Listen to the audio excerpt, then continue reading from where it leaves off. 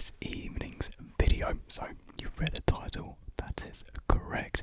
I went to the ASMR Museum. Well, it's not an actual full-on museum dedicated to ASMR.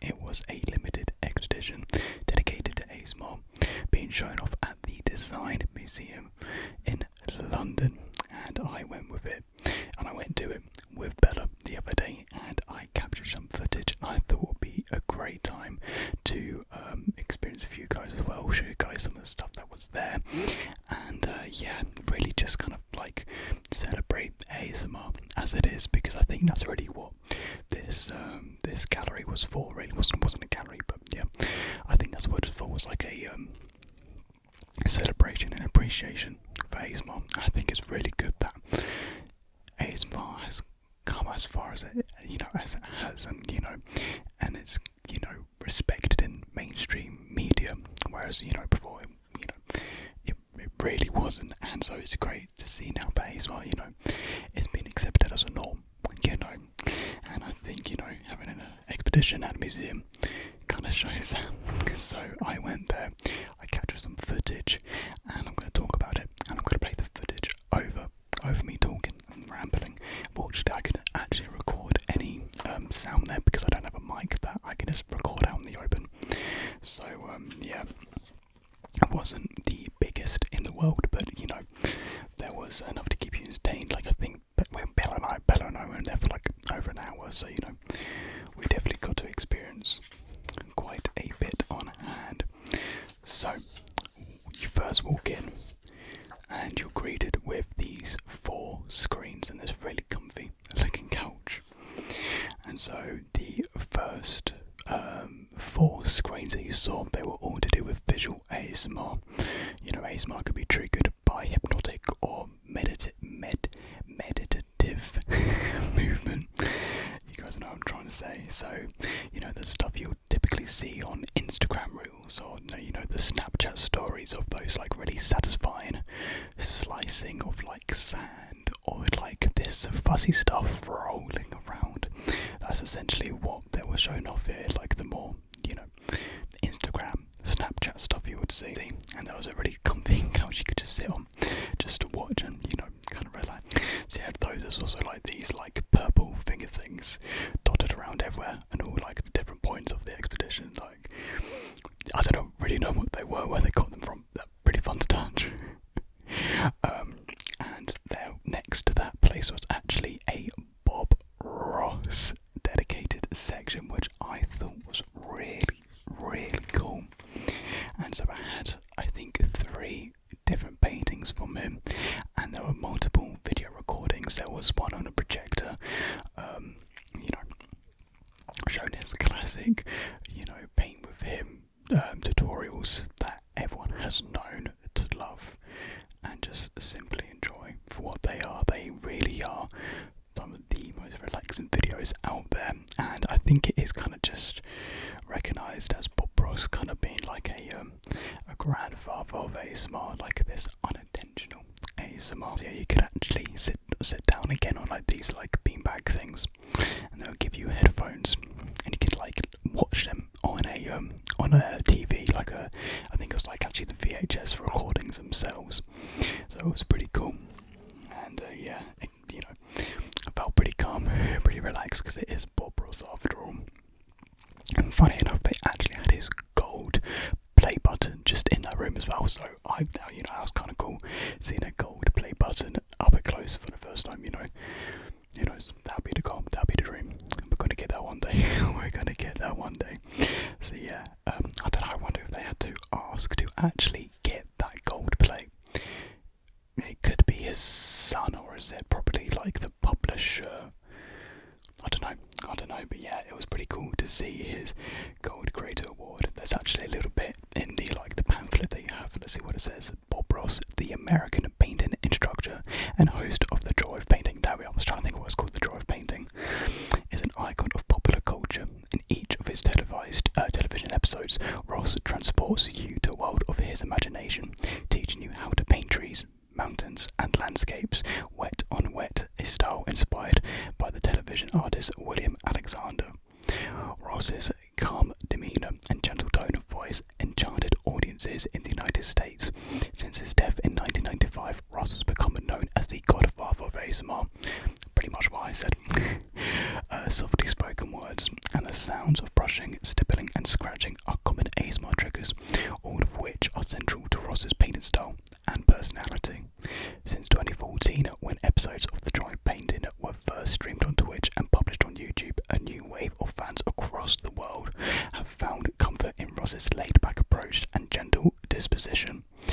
This new audience is largely digitally native, born into a world where this sort of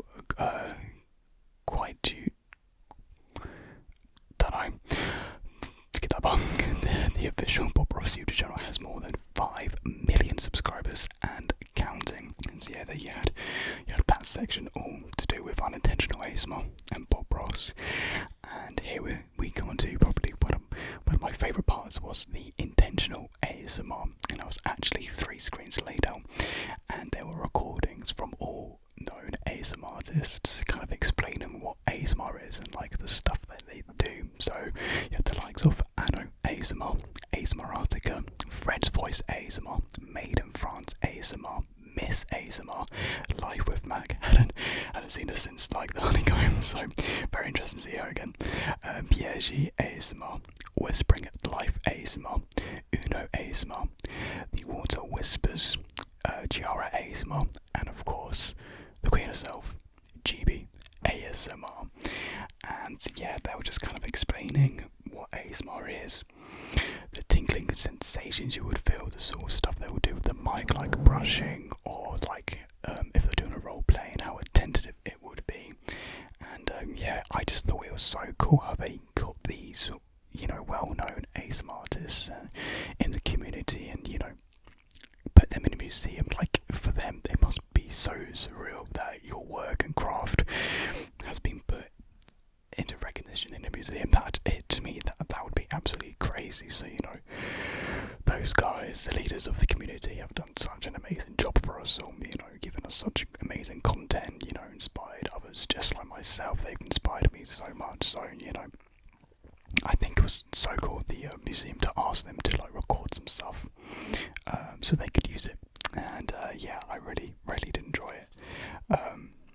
So yeah, and then moving on to probably what is the most confusing part of the entire museum, and it was a tongue, like a sculptured tongue that was moving, and there was saliva dripping off the tip of the tongue, and then it was being soaked back up to moisten the tongue. Look, I did not get it. For 90% of the time, it wasn't even working. It kept on breaking. But it's by Tobias Bradford, and it's called That Feeling / Immeasurable Thirst. And he created it last year. Rubber tongue, soldered brass, electric components, PVC tubing, and lubricant. Has a little description, so let's read it. Tobias Bradford, a London-based Swedish artist, creates performative sculptures. His body of work plays with the relationship between what is organic and inorganic, emphasizing themes including nervousness and compulsions of the body. That feeling / immeasurable thirst, which is the sculpture you're looking at, a disembodied, fleshy, artificial tongue dripping a synthetic saliva, plays with the idea that objects mimicking something we might think we know can be viscerally convincing. I don't really understand that. It's something we think can be visually convincing. Let's read them. ASMR artists and those who experience ASMR exist parasocially. Yes, a psychological relationship that takes place through meditation encounters with the performer. This means that although one might never meet the other in person, there is an affinity and a transfer of sensation. This work provides feeling in a similar way, highlighting how a range of individual responses, such as arousal, disgust, or fascination, can be triggered by inanimate objects, whether or not it is inanimate, playful, or simply uncanny is up to you. If you find yourself making fun of it, consider that it might be making fun of you in return.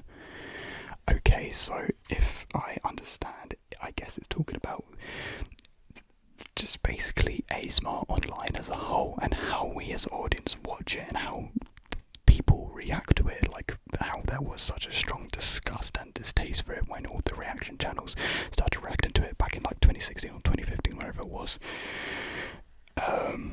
I guess, and then others, they do have an, affinity with it, and they do create a parasocial connection to it, like not like a deep parasocial, not like a creepy parasocial. Hopefully, it's not a creepy parasocial relationship, but more like a base understanding, I guess. I don't know. It was just a creepy looking tongue to me. That was very moist, a very moist tongue just on the wall. And then next, that place was probably my favourite part of the museum, and it was kind of like a do-it-yourself section. So they had all like these different like sections laid out, so you can like create your own ASMR. One section there were these bags filled with flour, and you could just crunch them, and it was so nice just to walk down like the aisle and just start crunching all of them. They just sounded so nice. And you could crunch all this flour. It just sounded so nice. And then in another section there was like this leather covering some mics, and it was like pinned down to the table, and you could put on a pair of headphones and you could just like rustle the leather. It just sounded so soothing. I think Bella's got like a record of me playing with it. I might have to try and do something like that. It'd be kind of hard because I don't really have the same sort of setup or layout, but yeah, it just sounded really nice. Just this soft leather just running across the microphones on the table. And there was a coin bit as well. I think it was just supposed to be like a satisfying ASMR thing, where you would put your coin in like this like spiral thing, and it would go round, and then plop down. When it plopped down, it actually made like a plop noise, and it sounded really cool. So as soon as it dropped, plop. So yeah, that was kind of cool. And there was also this other part where it was like a curtain in this cylinder like tube that you can stand in, and it was telling you to clap. We were kind of confused if it was working or not, so like I got Bella to clap, and like the claps like played around you, but we weren't too sure if it was Bella's claps being replayed or if it was like pre-recording clapping. We weren't sure what was going on, but like you could it was creating like a 3D effect, and I think that's what it's supposed to represent, was like the binaural aspect of ASMR, when you can hear it from different parts of your ears and headphones and all around the mic. So yeah, that was cool. But my favourite part of this do-it-yourself section was the microphone brushing station. So you could sit down opposite each other, and there was one microphone. I think it was like a left and right ear microphone set up, and you had all these different brushes, and you could brush the microphone. And there was a comb. You could do like get the comb and get the ends of it, and like run your finger over it. It was so nice. I might have to get some of these brushes, just because some of them sounded really nice. But wasn't the biggest fan of it, I don't think. But I thoroughly enjoyed the brushing. I spent like a good minute or two just brushing away, just sitting there. I had to wait a little bit actually to use it. People actually pushed in front, which is kind of rude actually. Yeah, we weren't gonna be like, hey, excuse me, just because it's gonna be bored. We could just wait a little bit. But yeah, really enjoyed just the brushing bit. It was really cool because you could hear what each other were doing, and you could whisper into the microphone. You could still hear each other with the headphones on. So yeah, that was really fun. Really enjoyed that bit. And then moving on to the last section, which was kind of like the main bulk of it. It was stationed in the middle. I don't know if you guys can see that, but basically it was like this room in the middle. It kind of looks like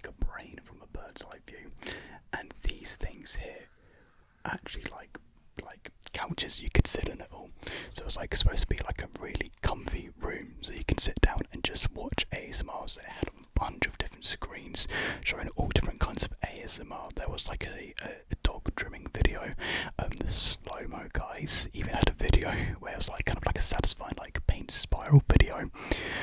There was like a woman who created a dress for Eurovision, so I had kind of like a collection of unintentional and intentional ASMR, and you could just sit in there and just relax. You actually had to take your shoes off to go in there because it was like a carpet floor, and you kind of had to like to crawl over all of like the cushioning. So yeah, I see why they wouldn't want their people's shoes getting all dirty over it. But yeah, Bella and I sat down, watched a couple of these screens, had a good time, had a bit of time relaxing. But I think my favourite part in this room or this area were the microphones. They had the 3DO, I don't know what it's called, that microphone. And so I gave it a whirl, and my god, it was so cool. Here it is, yeah, the 3DIO Sound Omni binaural microphone. It was so cool to use. I absolutely loved it, like, because it has actual ears in it. You could tap on the ears and it sounded so cool. Like, I don't know if I'd be getting one myself just because how expensive they are. So I don't think I have the money to get it. But yeah, it sounded really, really, really nice. And they actually have the microphone with the face, the one that Jojo has and he's been using a lot recently. They had that microphone. I'm not sure which one it's called. It's either the I think it's called the KU100 dummy head with binaural stereo microphone. I think it's that one, yeah. And my god, I thought the 3DIO one was good quality. My god, the head one was amazing. Tapping on the ears sounded 100 times better than the 3DIO one, and that one sounded amazing in its own right. So I could definitely see why Jojo picked up that microphone, just because, my god, it sounded so good. It was literally picking up everything around me. Like, my hearing was better than it actually originally was with that microphone. It's actually insane how good it is. So yeah, I had fun with that, tapping away at it. And then there was really, really weird looking microphone in a case. Apparently it's a custom made microphone. I don't know who owns it. It's kind of scary looking. And oh, here it is. Chris Milk Sound for Vision custom built multi-channel binaural microphone used in Hello Again. I don't know what Hello Again is, but yeah, it's a silicone plaster paint with 8 microphones, which is crazy. There's a little description about it. So this bespoke binaural recording instrument was created by the director and immersive artist Chris Milk for an interactive virtual reality film called Hello Again, while the Museum Beck performed a version of David Bowie's 1977 song Sound and Vision, accompanied by a 160-person orchestra positioned in an inverted theatre in the round. The microphone with ears for eyes, very creepy, was suspended in the centre of the auditorium, with sound and video having been recorded in 360, and the film installation utilising facial tracking. Viewers could experience a concert from all directions as the viewer navigated around the room. The sound faded between each channel, each ear in turn. In the words of, and then there's a long quote from Chris himself. Okay, so well, there we are. That's what that microphone was used for. Very creepy seeing it in person, but very cool at the same time. It pretty much was just like the head one that Jojo has, but like 360 and ears for eyes, because that's not creepy at all. And that was pretty much it, really. Like it was, like I said, quite small, but very, very fun to walk around. And it pretty much was like I guess you could say, like a love letter of formal sorts to ASMR, and I really enjoyed it. And there was a couple of like blocks of writing. Let me see if I can like read them right now. ASMR trigger can be more abstract than a simple sound or an action. Kindness, compassion, and positive affirmation can each trigger a response that may not necessarily prompt tingles, nor a sense of calm or euphoria. Many people who create and consume ASMR are simply searching for a connection with other people. This form of digital intimacy contributes to a new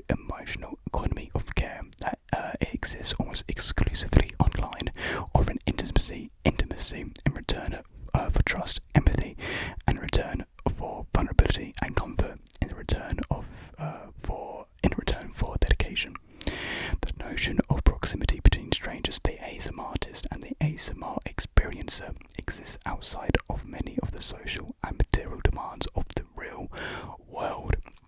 So, it goes quite deep into the connection of creator and viewer in that regard. Although there is a difference between solitude and loneliness, Although there is a difference between solitude and loneliness, just as there is between anxiety and anxiety disorder. New structures of collective feeling, of which ASMR is a part, may be responsible to largely silent epidemics around mental health, but online intimacies are often non-reciprocal, and dependency is not necessarily a form of self-care. If ASMR is filling a void, we must ask, what has created this void? Does ASMR embody a solution to a problem that we do not completely understand? Is it a response to an urgency of which we are not fully aware? My God, they're going into some really deep stuff here. Wow. And yeah, I think quite a bit of it was kind of like going into like the science of ASMR, with like how it's like still ongoing research and how much of it really is not fully understood or fully discovered yet. Because of course ASMR really only started appearing online, I think it was like around 2009. It dates back to when Facebook groups were being made and first videos were being uploaded to YouTube. So yeah, it's crazy to see how far it's come, but yet how far it's come, but yet how little it's kind of developed in a scientific terms and means. So yeah, it's definitely something that will be researched, I think, for many years down the line. So yeah, it was just a fun day out to London, going to the Design Museum, and yeah, just it was just so fun seeing ASMR in this format. Like, I never really thought there would be like an ASMR museum.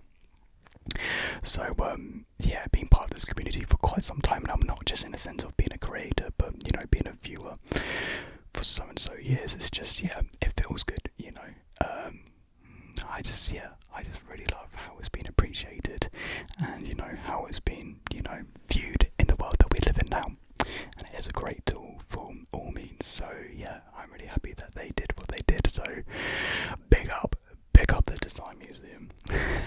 So yeah, I hope you guys did enjoy this video. I really enjoyed it. I got to experience something quite cool, and I don't think not something that many people have experienced. So yeah, it was cool. It was really cool. So thank you very much for watching this video. If you can, I definitely recommend going to the Design Museum yourself to check it out. Hopefully they will do more stuff like this around the world, so if you live in the States or any other country, you could experience this yourself as well. So yeah, thank you very much for watching, and I will see you in the next one. Good night.